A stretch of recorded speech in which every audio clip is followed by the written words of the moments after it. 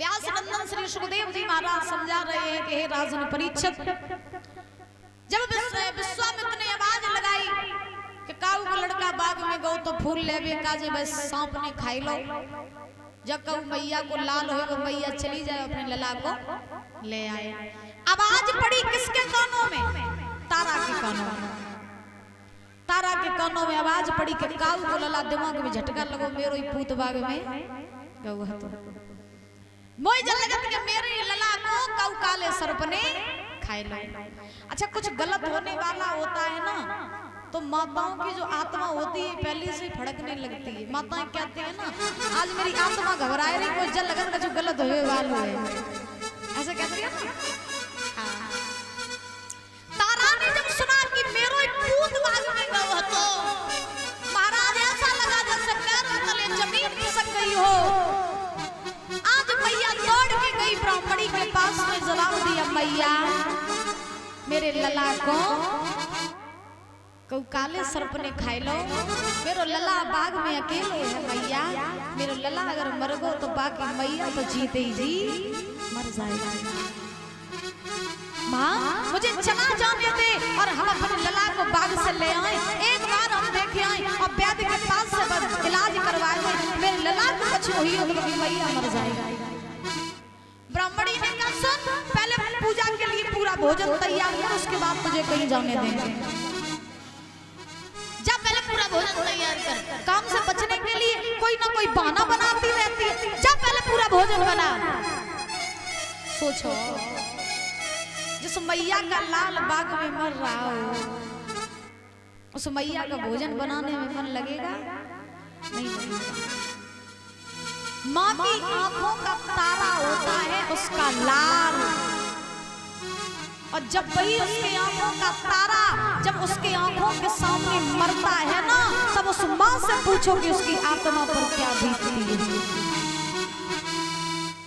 जब एक माँ का लाल उसके सामने मरता है ना तो बहुत से लोग आते हैं धैर्य बनाने के लिए और कहते हैं कि रो नहीं, एक चलोगो तो एक के सारे जिंदगी। कहने में बड़ा आसान होता है लेकिन ये बात उस माँ से पूछो जिस माँ ने अपने पुत्र को अपने बच्चे को 9 महीने अपने कोख में रखा, पीड़ा सही बच्चे को जन्म दिया, फिर उसे पाला पोसा पढ़ाया लिखाया, उसको दुनिया दिखाई, उंगली पकड़ के चलना सिखाया। उस माँ से पूछोगी जब उसके सामने उसका बच्चा जाता है तो उसे कैसा लगता है। आज तारा आई भोजन बनाने लगी लेकिन भोजन बना रही है, मन कहाँ है पुत्र के पास कि कहीं ऐसा ना हो कि हम भोजन बनाते ही रह जाएं तब तक मेरे लला के प्राण निकल जाएं। भोजन बना रही है, मन ही मन में सोच रही है वो मैया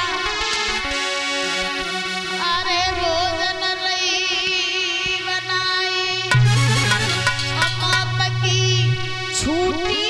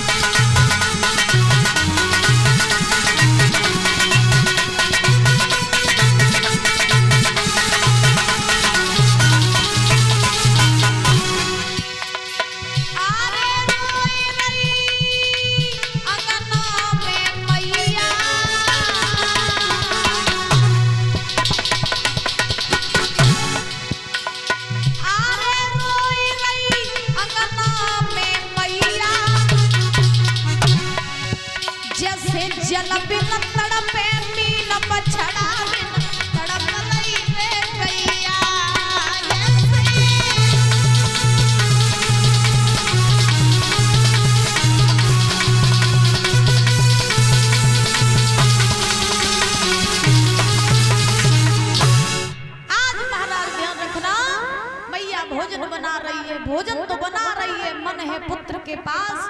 मैया ध्यान रखना, जल्दी जल्दी मैया ने भोजन बनाओ। भोजन बनाए के ब्राह्मणी के पास आई, हाथ जोड़ के बोली मैया तुम सवरो भोजन तैयार कर दो, अब हम चले जाए अपने लला को ले आए। मैया मेरे पूत को कुछ होएगो तो कि मैया जीते जी मर जाएगी, ये चला जाने दे। ब्राह्मणी ने कहा देख जाने को तू चली जा, लेकिन अगर तेरा लड़का मर जाए उसे उसी बाग में दफना देना, मेरे घर लेके नहीं आना। न तू मेरा घर गंदा करे आके, ले जा उसे वहीं दफना देना जाके। जब जीवन का एक सारा छूटता है ना तो फिर धीरे धीरे सब सारे छूट जाते हैं। फिर दुनिया में कोई आपकी मदद करने के लिए तैयार नहीं होता है। कहा कि तेरा लड़का मर जाए तो उसे वहीं दफना देना, घर लेके नहीं आना। मैया भागी तारा नंगे पैर दौड़ पड़ी, गिरती जा रही उठती जा रही। बेटा कहाँ हो तुम रोहित? भागते भागते मैया बगिया में पहुंची। दादा जैसे ही मैया बगिया में पहुंची है, आज जैसे बिना पानी के मछली तड़पती है वैसे आज तारा तड़प रही है। जैसे बिना बछड़े के गैया तड़पती है वैसे तारा तड़प रही है।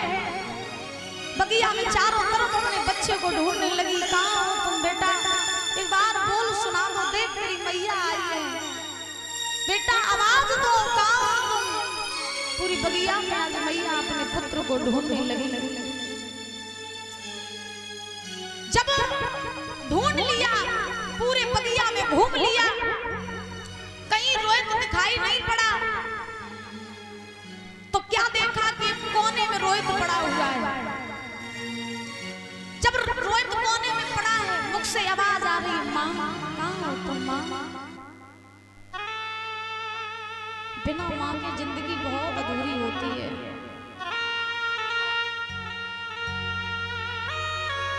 जब तक बच्चे हैं तब तक माँ बाप हैं, याद रखो। बिना बच्चों के जिंदगी बड़ी वीरान होती है, और बिना माँ बाप के भी जिंदगी बड़ी वीरान होती है। बिना माँ के हम जिंदगी में कुछ नहीं कर सकते हैं।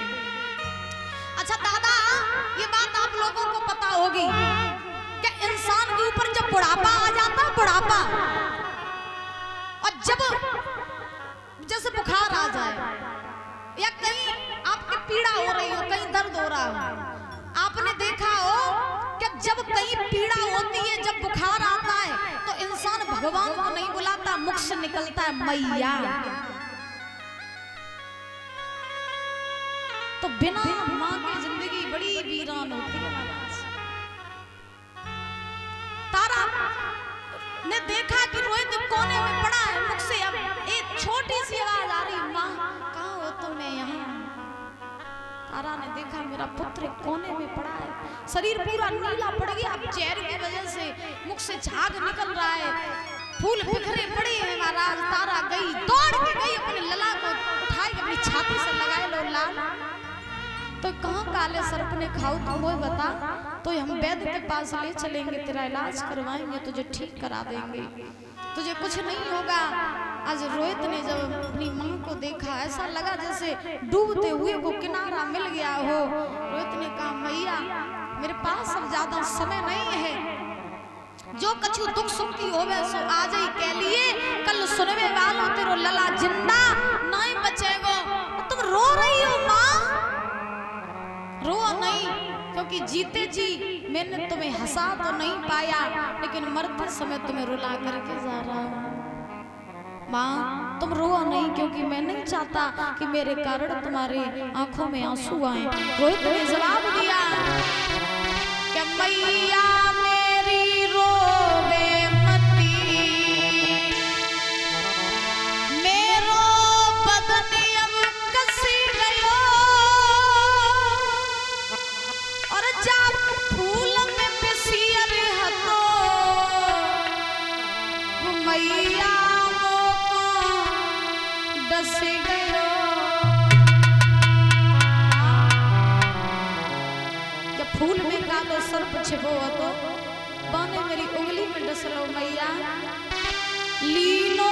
जन्म सो मरत है। ये धीरज दिल को दीजिए, एक बार पुचकार के वो मैया गोद में लीजिए। मेरे पास अब ज्यादा समय नहीं है, एक बार अपने मुख से बेटा कह के बड़ी छाती से लगाया ले।